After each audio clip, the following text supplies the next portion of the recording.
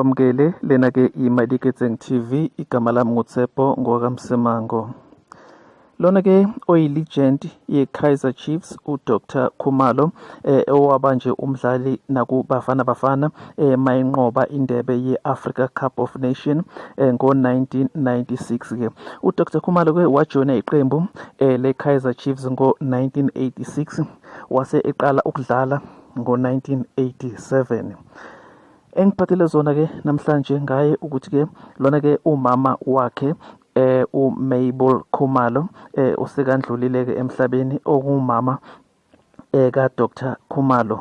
Kanti ngaphambi kwaloko uDr Khumalo ke washiwa ubaba wakhe uPro Khumalo. Lokhu ke kuqinisekiswe istatement esikhishwe nguyena ke uShaman we-PSL uIvan Khoza.